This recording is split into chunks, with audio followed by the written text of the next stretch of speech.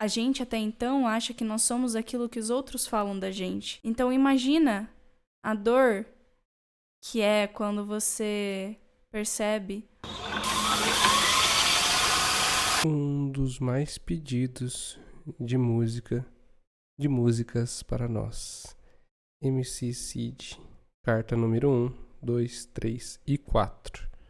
Nós iremos começar com 1 e 2. Deixa eu só pesquisar aqui quem que é o MC Cid pra mostrar pra você. É esse cabra aqui. Esse cabra é o MC Cid. Só pra gente ter, tipo assim, uma visualização, porque pelo visto eu acho que o vídeo dele não vai ter o rosto nem nada. Então é esse rapaz aqui, o MC Cid. Antes de começar, saiba que nós estamos fazendo uma enquete ali no perfil aqui do YouTube mesmo, e são 3 enquetes, uma de compilados, uma de batalha e uma de músicas, e aí você pode decidir ali quais vão ser as próximas batalhas aqui do canal, beleza? Os próximos vídeos. Isso, próximos vídeos, eu falei batalhas, né? Tá, agora tem um ponto aqui, olha o que apareceu no vídeo.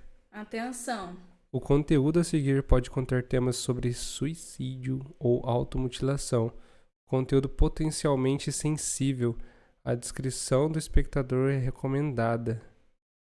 Eita... Compreendo e quero continuar. Nossa senhora! Alerta de conteúdo sensível. Esse vídeo contém uma temática sensível e certas representações da obra podem causar gatilhos. Ame e respeite a vida. Ah, isso daqui ele que colocou no vídeo, pelo visto. Meu nome é Carlos Augusto Migliaccio, também conhecido como Migli, apelido que minha mãe me deu. Nasci em Brasília, Sobradinho, 28 de março de 1996. Tive a infância que qualquer garoto de classe média baixa do final dos anos 90 poderia ter, exceto por uma diferença. Eu nunca tive amigos. Eita. Ao longo da vida, eu nunca consegui ter amigos. Me abrir, conversar, pra mim era algo impossível.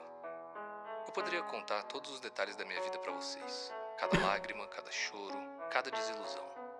Porém, irei focar em 4 momentos, 4 acontecimentos que me levaram até aqui, o fundo do poço. Essa é a carta número 1.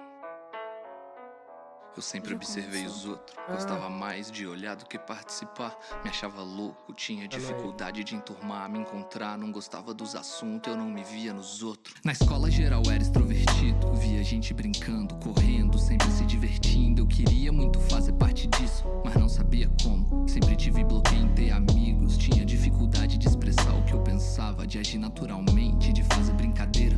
Sempre ficava vigilante com meu comportamento. Raramente eu levantava da cadeira. Me sentia um animal encurralado na sala, daqueles que tem medo, mas não fala. Lembro da dor de sempre ser a piada do garoto popular pra menina bonita dar risada. O professor dizia, relaxa, é só brincadeira. Todo mundo é amigo, então não se estressa. Se todo mundo é amigo igual cê diz, por que que eles me tratam como algo que não presta? Porque o adolescente tem que ser tribal, usar a violência pra se sentir maior.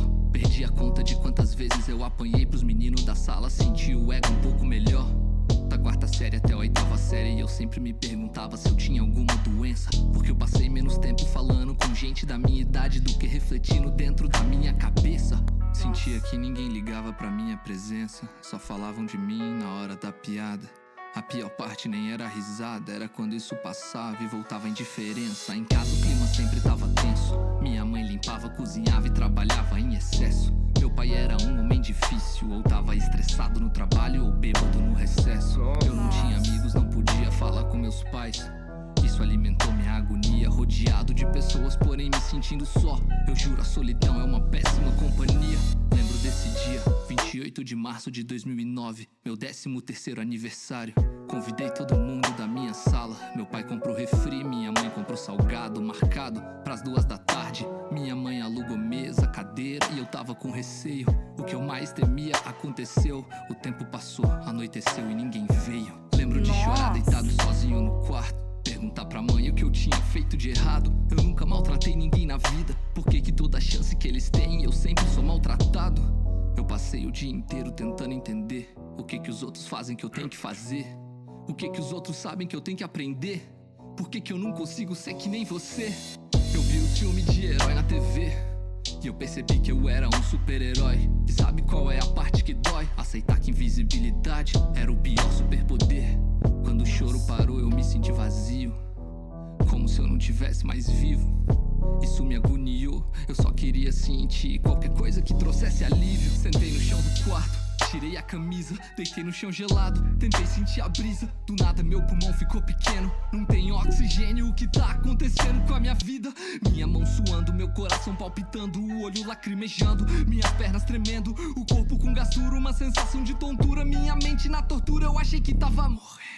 Cheguei no banheiro dos meus pais, eu não sentia nada e ao mesmo tempo sentia tudo. Eu sentei e rezei, mas Deus tava muito ocupado. Afinal, eu não sou normal, igual todo mundo. Em meio ao desespero, já sem pensamento, olhei a pia do banheiro, vi uma gilete usada. Não raciocinei, eu tava sem discernimento. Parei e só foquei no lindo brilho da lâmina prateada.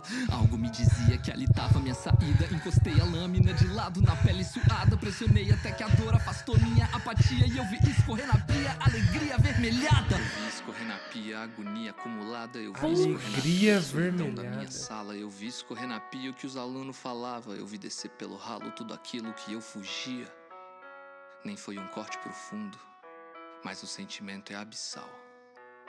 Meu corpo sentia dor, eu esquecia que a minha mente estava mal. Naquele momento eu encontrei minha primeira paixão, me cortar. Era algo impossível de decifrar. Ao mesmo tempo que me machucava, me curava. O resto do ano de 2009 foi dessa forma. Continuei excluído na escola. A única pessoa com quem eu falava era minha mãe. E eu não tive coragem de contar que me cortava. Malditas crianças mimadas usaram o meu sofrimento para alimentar seus egos. E eu paguei a conta toda, sozinho. Nossa. Até hoje eu me pergunto o que seria de mim se as escolas falassem sobre bullying, se os pais educassem os filhos a não julgar as diferenças, se a sociedade falasse sobre automutilação. Bom, talvez eu não me encontrasse aqui. Eita. Pesadíssimo. Cara. Pesadíssimo. Pesadíssimo. Infelizmente, a realidade de muitos adolescentes. E eu fico pensando, se já era difícil nessa época, imagina agora com redes sociais onde eu me comparo o tempo inteiro. Adolescentes normalmente não têm parte do cérebro já formado, né? A ciência indica que a gente tem nosso cérebro completado ali por volta dos 23 anos de idade. A gente até então acha que nós somos aquilo que os outros falam da gente. Então imagina a dor que é quando você percebe o que eles falam de você, o que eles pensam de você. E é muito interessante ele ter falado sobre isso, porque esse final, sobre os colégios falarem sobre bullying e tudo mais, no colégio em que eu estudei, acho que eu tava na sexta, sétima série, eles começaram a fazer um trabalho bem intenso sobre bullying, e naquela época a gente não sabia nem o que era a palavra bullying, mas eu achei muito interessante, porque realmente eles trabalharam isso, e talvez ali teve algumas pessoas que talvez tiveram alguma salvação, que não precisaram passar por tanta dor. Sim. É forte. É forte. Nossa, é um tema muito sensível, né? E, Hum. nós já vimos também séries que retratavam isso sobre os adolescentes. Nós já vimos muitos relatos, né? Muitas coisas. Até pessoas e adolescentes próximos da gente também. Já. Isso é muito, realmente. E a pior coisa, na verdade, que eu vejo é que esse é um momento em que coisas são formadas, né, na nossa mente, na mente do adolescente. É um momento muito importante pra nós. E aí, quando você passa por coisas dessas, marca muito e toma um rumo muito grande. Sua identidade. Isso toma um rumo muito grande daí, né, pra vida, assim. E pesado. Bora puxar a parte 2 aqui pra ver. Uhum. Uma coisa que é muito importante mencionar também é que isso é realmente uma situação muito difícil, sabe? De você se passar. De não ter amigos ou de ter coisas assim que realmente aconteçam, de estar sozinho, de você pensar, né, em várias outras possibilidades. O que eu acho que é importante, eu sempre gosto de pensar positivo e tentar puxar alguma coisa otimista, mesmo que talvez isso não tenha muitas coisas positivas. Mas é em pensar que, assim como ele, por exemplo, não sei se isso realmente é real. Eu acho que é real, né? Eu acho que fez parte dele. Mas é saber que, por exemplo, aquele mesmo menino que sofreu tudo isso se transformou num homem que mudou isso. que muitas pessoas acompanham, que hoje em dia, Que ajuda até a resgatar. e que hoje em dia, um monte de gente mandou pra gente como sugestão aquele menino que não tinha amigo. Você tá entendendo isso? Tipo, aquele menino que não tinha que ninguém falava, só falava quando ia zoar ele. Sim. Se for realmente tudo isso aconteceu de verdade, hoje em dia as pessoas tratam ele como referência pra informação, como música, como batalha e assim por diante. E eu acho que é muito bacana a parte do ajudar. Ele passou por isso, então ele está tentando ajudar as pessoas com a mensagem que ele tem para trazer. Sim. E resgatar pessoas. E isso é valiosíssimo. Infelizmente, foi o custo de uma infância dolorosa. E algumas pessoas acabam. E ele não acabou. E ele não acabou. E ele não acabou, então existe ainda um caminho que dá pra seguir. Sim. Isso para jovens, adolescentes, saiba que tem, sim, momentos e momentos. E tem possibilidades de uma reviravolta. Isso que tá passando, o que tá acontecendo, não é o fim. O fim pode ser alterado, inclusive. E o meio pode ser alterado. E uma semana pode mudar muita coisa, um ano pode mudar muita coisa da sua vida. Então, calma. O nome Basicamente. é Carlos Augusto Migliassi, também conhecido como Migli, apelido que minha mãe me deu. Como vocês puderam ver, meu ano de 2009 foi horrível. E eu não tinha como imaginar que 2010 seria pior. Nossa. A essa altura, eu me cortava há mais ou menos 6 meses, que esse péssimo hábito já havia virado meu melhor amigo. Na escola, nada melhorou. Eu continuava sendo maltratado e, na melhor das hipóteses, ignorado. A única pessoa que me entendia um pouquinho era minha mãe, que estava muito ausente em casa devido a uma promoção no trabalho. Eu poderia contar todos os detalhes da minha vida para vocês, cada lágrima, cada choro, cada desilusão. Porém, irei contar o dia que minha vida mudou por conta da violência, o que me levou até aqui, o fundo do poço. Essa é a carta número 2. A violência. Na escola eu continuava antissocial. A maioria dos alunos me tratava mal. Eu tinha medo de surtar igual um americano, comprar um cano e ver todo mundo ser legal. Pedi pra Deus o amor deles, pedi pra Deus o perdão deles, pedi pra Deus a morte de alguns deles, mas Deus nunca me ouviu porque sempre ouvia eles. Meu choro tinha gosto de passado ruim, meus braços tinham marcas de um presente péssimo. Meu coração sonhava com um futuro bom, pena que minha realidade não chegava perto. Cheguei em casa da escola depois do meio-dia, ouvi minha mãe chorar baixinho lá no quarto dela. Perguntei se tava tudo bem, ela raramente se abria, eu não me abria também. Ela desceu, nós almoçou em silêncio, sem meu pai em casa, o clima era menos tenso. Ela tava com energia pesada igual aço, percebi que ela tinha hematomas no braço. Disse que esbarrou na porta do carro com pressa indo pro trabalho, que uma pomada resolve.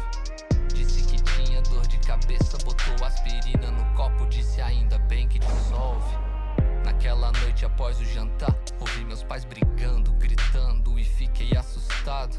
Barulho de coisa quebrando, porta batendo, enquanto eu ainda me cortava no quarto. Nossa, Na manhã velho. seguinte, a caminho da escola, vi que minha mãe tinha um corte na nuca. Pensei Eita. em perguntar o que houve, mas ela não me falaria, sempre dava desculpa. Passei o dia com essa ideia encucada, será que meus pais estão bem? Ela tá sempre machucada. Meu pai tá bebendo mais do que nunca, sei que não sou exemplo, mas não me parece uma boa estrada. Nunca vou esquecer esse dia, 2010, sábado, 20 de novembro. Noite quase sem lua, muita chuva, pode perguntar os detalhes que eu me lembro. Ouvi meus pais discutindo, meu pai perdendo a cabeça, gritando que a culpa era dela, quebrando as coisas da mesa. Lembro de ouvir o barulho do tapa dele, do choro dela, da chuva na telha e da minha covardia. Eu queria levantar e parar ele, chamar a polícia, chamar um vizinho. Eu queria ter força pra ajudar a minha coroa, mas o medo que eu tinha era maior que o heroísmo. Eu não conseguia nem salvar minha vida, como que eu salvaria dela? Eu me senti horroroso. Talvez no fundo os alunos da sala tava certo, eu não passava de um menino Nossa. medroso. A cada soluço no choro que eu ouvia, eu fazia um novo corte no pulso. Pensei que se eu puxasse a dor da casa pra minha pele, talvez diminuísse a dor que ele causava nela. Meu sangue escorria junto com a culpa. Tudo que eu pensava era: mãe, me desculpa. Desculpa por não conseguir te ajudar. Desculpa por ser um covarde. Desculpa por não ter coragem. Naquele momento minha vida perdeu sentido. Eu não conseguia ajudar a única pessoa que falava comigo, que não me tratava mal e que me amava. Eu perdi a conta de quantas vezes eu pensei em sair do quarto de madrugada e matar aquele homem que eu chamava de pai. Mas eu tinha medo. Medo dele e mais medo ainda de mim mesmo. Agora eu entendi o porquê ela estava tão ausente. Não era por conta do trabalho. Ela odiava aquela casa tanto quanto eu. Eu era muito novo pra entender o porquê ela não saía dali, largava ele e seguia a vida. Maldito relacionamento abusivo. Usou o sofrimento da minha mãe pra alimentar o ego daquele mundo. E foi ela que pagou a conta, sozinha. Até hoje eu me pergunto o que seria da minha mãe e de mim se aquele homem nunca tivesse machucado ela. Se o mundo não tivesse criado ele pra ser tão machista. Ou se eu tivesse coragem pra fazer alguma coisa. Bom, talvez eu não me encontrasse aqui. Eita.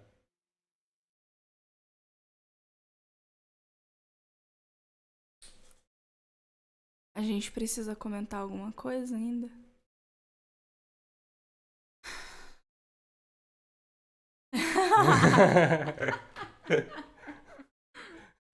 Eu só quero ver o Meu terceiro. nome é Carlos Augusto Migliassi.